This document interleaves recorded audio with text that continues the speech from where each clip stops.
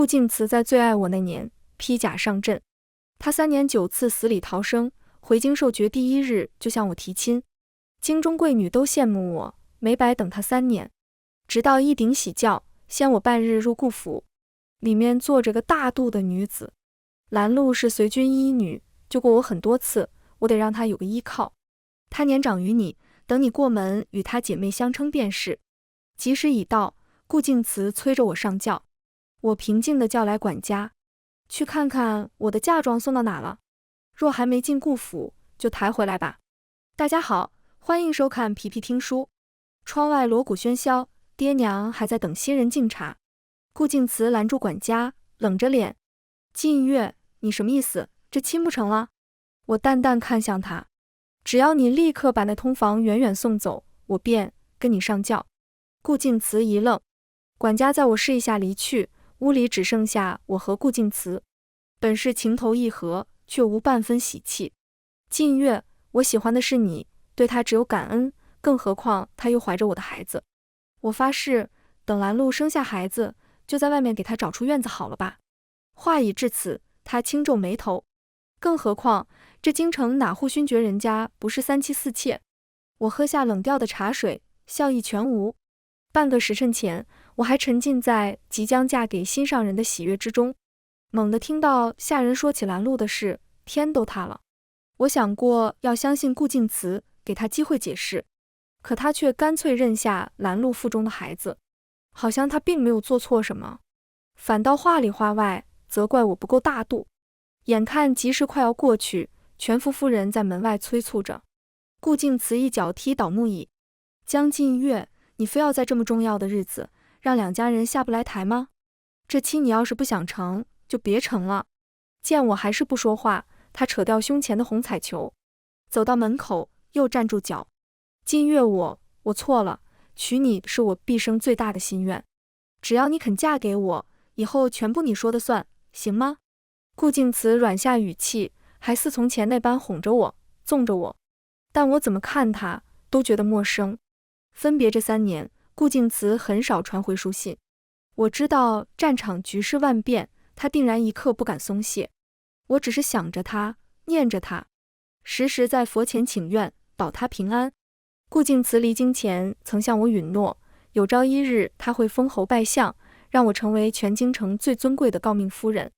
他凯旋归来那日，万人空巷，当着全京城女娘的面，他将缴获的敌手佩剑交到我手中，并以军功为聘，正式向我提亲。我庆幸顾敬辞没变，没想到在大婚当天，他却打了我一个措手不及。听到那个临盆在即的通房是陪顾敬辞出生入死3年的女人，我攥着手指，心痛到快要呼不上气。恨只恨面前这个男人让我无法轻易舍弃。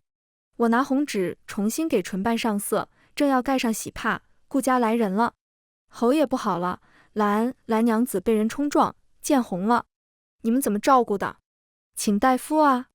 不，还是拿着侯府令牌去请太医。顾敬辞肉眼可见的慌乱，说着就往外走。我拦在他面前，张开手臂：顾敬辞，你刚才说了以后都听我的，我不准你现在离开。靳月，你听我说，兰禄身子弱，现在见红弄不好就是1尸2命。我必须回去看看，你等我回来向江大人负荆请罪。顾敬辞猛地推开我，头也不回。外面的锣鼓声渐息，我坐在地上，一只只卸掉钗环，扯掉青丝无数，却完全感觉不到疼。娘过来看到这一幕，急坏了：月儿啊，身体发肤受之父母，你怎么能这么糟践自己？你放心，今日的事，爹娘一定让顾侯给你个说法。吉时已过，今日这婚铁定成不了了。娘想帮我换掉嫁衣，怎么都解不开盘扣。这嫁衣我从顾敬辞离京那日开始绣，裙摆上的99个石榴，寓意多子多福，是我对婚后美满的愿景。顾敬辞口口声声爱我，却把一切都毁了。我从喜筐抽出剪刀，剪碎嫁衣后，眼泪才一滴滴落下。娘，我不嫁了。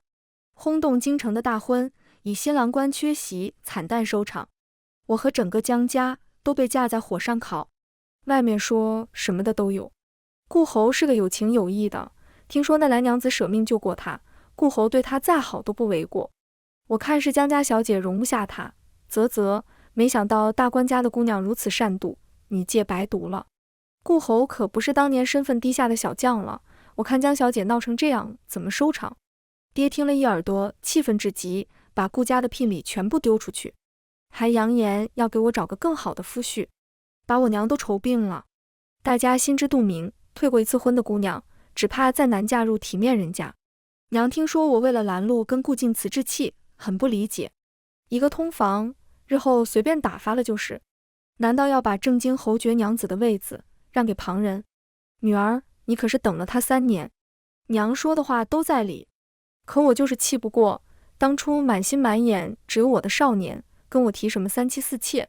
院子里管家清点完，正要把嫁妆重新入库，听到顾敬辞来了，娘高兴地从床上坐起来，一定是来给咱们赔不是的，月儿你去看看，切莫意气用事。我面上虽不显，却加快脚步走向正厅，还没进去，就听到爹爹摔杯的响动。好你个顾敬辞，欺人太甚！今天大婚把月儿撂下的账，本官还没给你算，你竟然还有脸上门为那女子讨要？什么药？迈过门槛这2步，我一颗心也彻底冷却。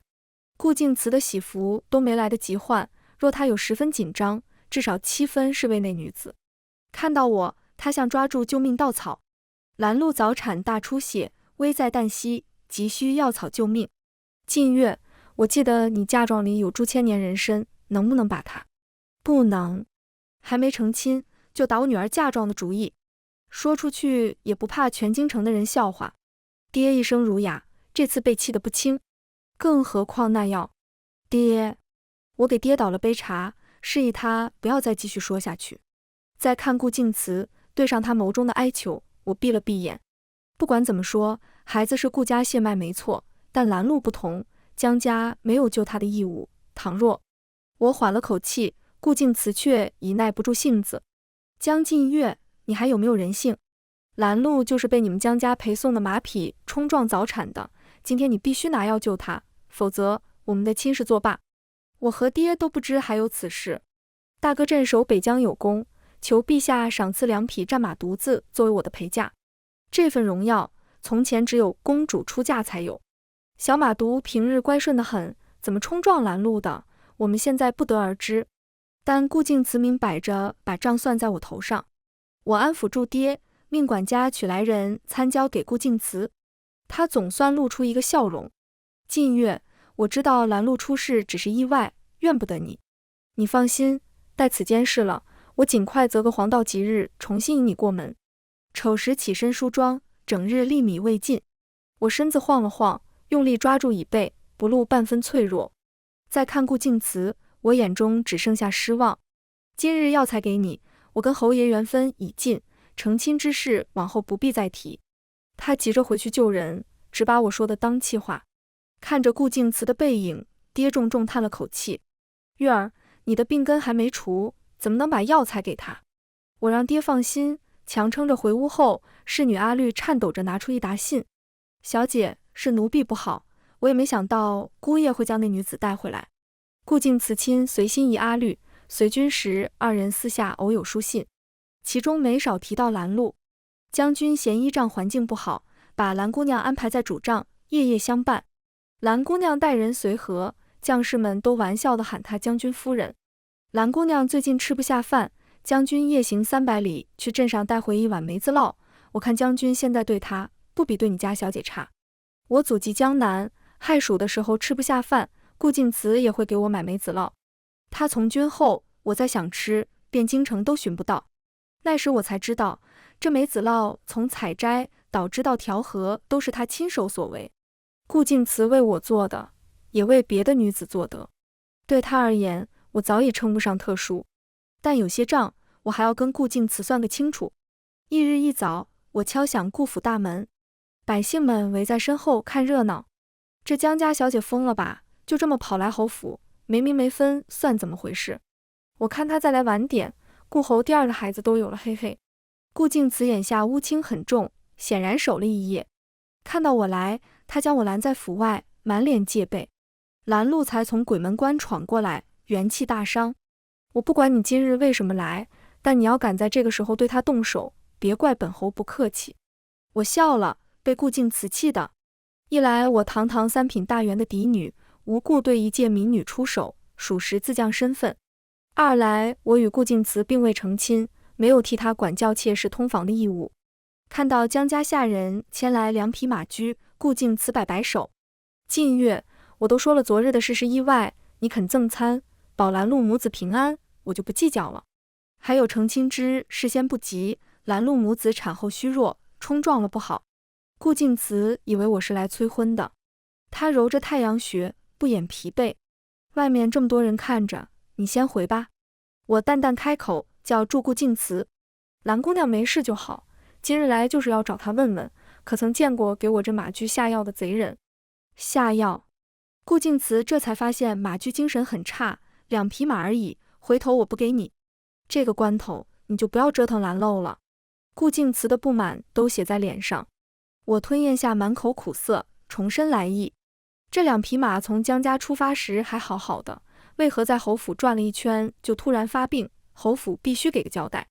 且这2匹马是御赐之物，还望顾侯之轻重。昨日顾敬辞讨要离去，我立刻请大夫检查2匹马驹，结果在四蹄、口鼻和粪便中皆发现了天仙子，这就是致使马匹癫狂奔逃出现攻击性的原因。天仙子作为药材，平时并不易见，也不在我的嫁妆单子中，因其有止痛、敛疮的功效，属于军中常备药材。拦路身为军中医女，想来再熟悉不过。顾敬辞眸光微闪，显然也想到了。众目睽睽之下，他将我拉到一旁。近月，你非要跟我置气生分致辞吗？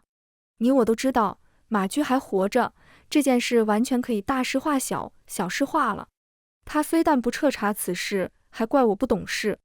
且不说拦路根本没理由做出这种事，就算是他做的，看在我的面子上，你就不能不追究吗？看着这样的顾敬辞，我后退数步，险些跌下台阶。从前他正义分明，严守法度，虽有些刻板，却让人无比安心。现在就为了一个拦路，变得是非不分。这3年，我拒绝无数官家子弟求娶，活活等成别人口中的老姑娘。可这样的顾敬辞根本不值得。倘若我今日不将此事理顺，马驹在出差时，我们整个江家都要被连累害。我强忍着眼角酸涩，转过身。晚了，昨日顾侯不分青红皂白，冤我江家在先，索要人身在后，就该想过应付的代价。差役出现，让顾敬辞恼羞成怒。好好好，江近月你竟然做到这个地步，本侯跟你们走，要杀要剐，悉听尊便。倏尔，顾府冲出一个女子，她面白如霜，直愣愣跪到我面前。江大小姐，都是贱妾的错，贱妾带着天仙子，都是为了给侯爷治伤，没想到被御赐芝麻误食。贱妾愿意受罚，但求你们不要为难侯爷，他的伤还没好。呜呜！我看着他，有片刻怔愣。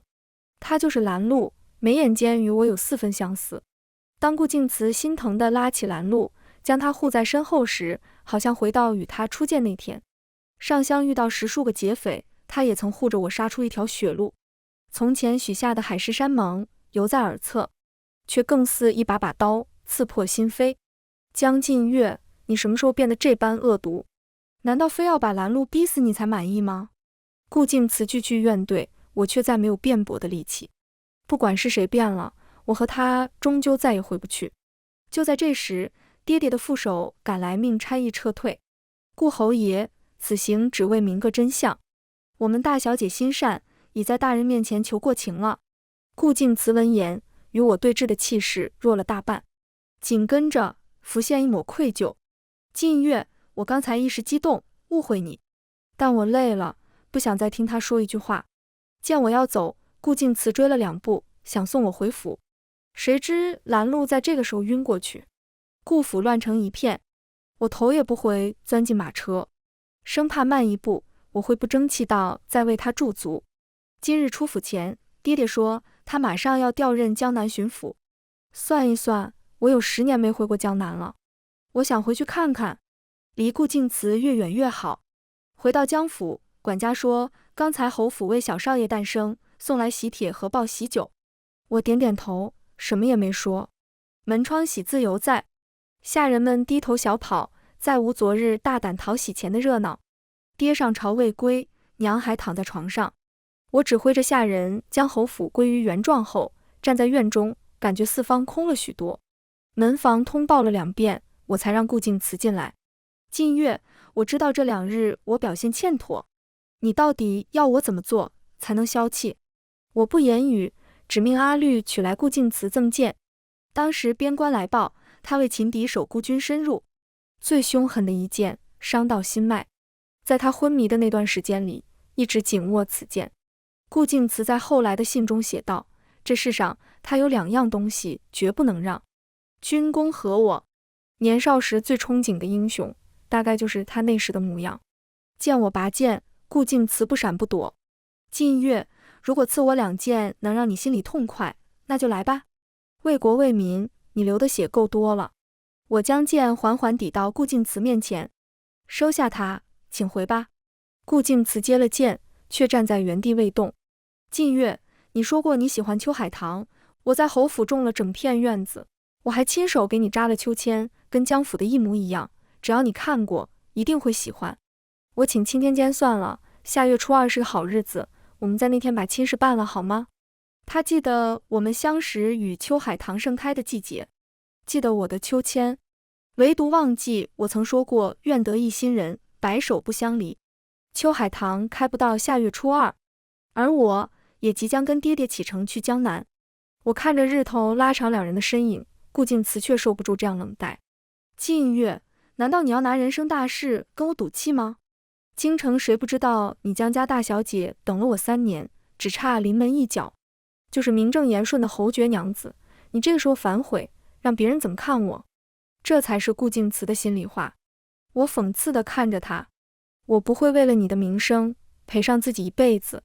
那你告诉我，除了我你还能嫁谁？退了婚，嫁到小门小户，一辈子被人指摘搓磨，还是嫁进帝王家当妾？我狠狠一巴掌打断顾静慈的话，胸腔剧烈起伏着，冷汗、气闷紧随而来，在顾静慈惊诧的目光中向后倒去。近月，近月，你别吓我！顾静慈什么也顾不上，将我抱进房。这是怎么了？他好端端怎么会出这么多汗？你还不快去请大夫？阿绿急得直掉眼泪。小姐就急犯了，一直是宫中的陈太医帮忙调养，但老爷上朝未归，好生照顾你家小姐，本侯亲自进宫请人。顾静慈这一去就再也没回来。爹爹下朝收到消息，亲去太医院，才知陈太医被顾静慈请到了侯府，好像顾侯那位刚生产的姨娘气虚发热。我爹气得直接杀到侯府要人。顾静慈没露面，随便叫个下人打发我爹离开。江小姐身子弱，但也不算什么大问题，我们蓝姨娘此次才是凶险。江大人放心，等陈太医给蓝姨娘看过，侯爷亲自送她去江府。其他太医还在当值，不能擅离。爹爹求了一圈人，终于请来前太医院院首，一副汤药下去，我才回转醒来。爹娘看我依然面色惨白，恨不得给院首跪下。小女这到底是怎么了？好端端的怎么会血亏？补了2年，用上各种珍稀药材都不见好。前院首又仔细替我把了脉，江小姐这血亏是心脉受损的症状，这2年可是受过什么外伤？爹娘立刻否认，但见前院首言之凿凿，又怀疑地看向我。我紧绷着唇，不想开口。阿绿却顶不住爹娘逼问，说出实情。2年前，顾侯在战场重伤昏迷，小姐听说以心头血入药能补受损心脉，就这件事只有陈太医知道。他说用上好人参补养着，慢慢会好起来。月儿你糊涂啊！娘亲扑在我身上，心痛到当场大哭。可顾静慈用下药物确实好转，带领将士赶走外敌，换来至少10年太平。从结果看，我不后悔，但我大概没有勇气再来一次。谁知刚刚顾静慈带着陈太医赶来，站在门外什么都听见了。他红着眼眶冲进来，静月，原来是你救了我，是你。哪怕喝了药，我身上还是发冷。娘看到顾静慈闯进来，立马拉下帘子。见顾静慈除了带回千年人参，还有很多上好药材，我爹冷哼一声，非亲非故的，小女的病不劳过侯费心。顾静慈却还想着解释，靳月，我不知道当年那药是你送的，还以为救我的人是兰露，这就是误会。话到最后，他已哽咽。到了这个地步，顾静慈还能说出这种话，我都有些看不起他。你把兰露收房是误会，还是他给你生下儿子是误会？顾静慈，事到如今，你还能撇下他们母子不顾吗？隔着帘子，他的沉默都让我觉得窒息。爹娘赶他离开，顾静慈走到一半，又掉头跪到我床前。靳月，战场上每天都会死很多人，我只是害怕顾家绝后，才做下错事。因为一个兰露，你就要放弃我们这么多年的感情吗？你为什么对我这么狠心？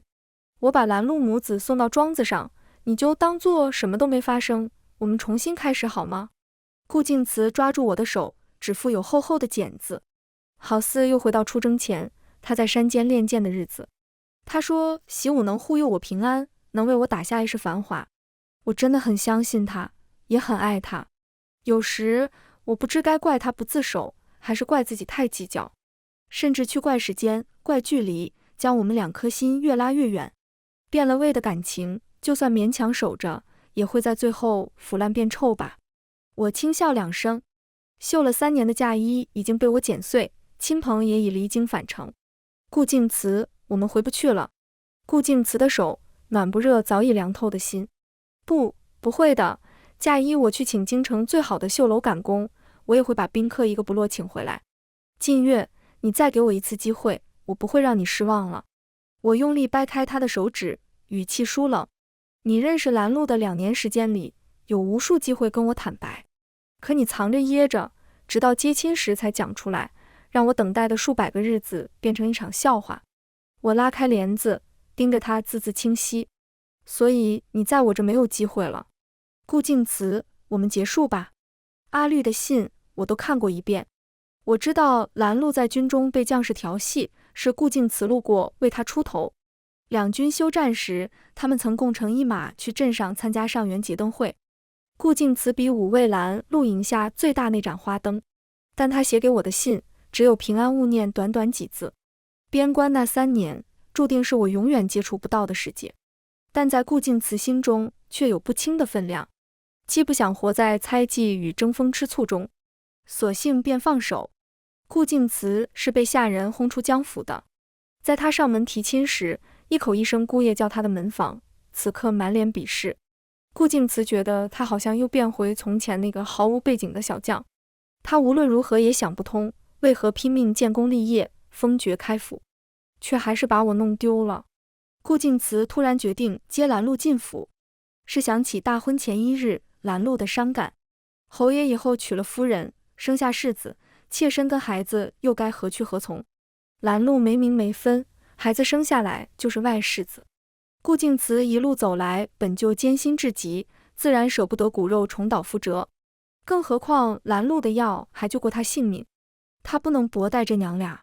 顾静慈也不是毫无顾虑，但从前一碗梅子酪就能让我眉开眼笑，顾静慈是有把握将我哄好的。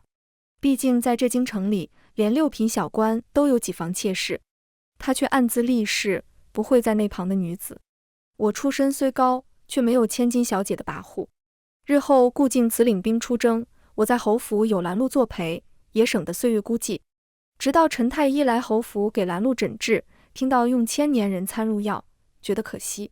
妇人产后血虚再寻常不过，慢慢调养即可，大补不受。倒是江大小姐当年为救将军落了疾，若有此药，应能除根。顾静慈这才知道，当年救命的药是用我的心头血制成。她当时就慌了，却被孩子的哭声绊住，兰露怎么都哄不好。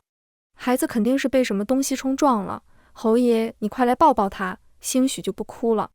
顾静慈只得照做，那还是他第一次仔细端详孩子，嘴巴鼻子像自己，眉眼与我相似。顾静慈那时在想，若是我跟他的孩子，会不会长得更俊俏？昨日大婚，他只顾着解释拦路的事，都忘了多看一眼盛装后的我，只记得那一身嫁衣，嫣红如血。好不容易把孩子哄睡，拦路却哭着扑下床，跪倒在顾敬慈脚边。侯爷都看见了，江大小姐容不下妾身，与其等江大小姐过门后随意打杀发卖妾身，不如侯爷现在就送我们娘俩回老家。听到娘哭，孩子也跟着闹腾。顾敬慈突然有些烦躁。从前他觉得拦路与我有几分相似，在军中对他照顾有加，现在才发现看走了眼。想到与我见第一面时10数山匪围住马车，我都能冷静地与人谈判。顾敬慈敷衍地拉起拦路，别哭了，太医不是让你躺着静养吗？靳月不是刻薄的人，他只是在气本侯。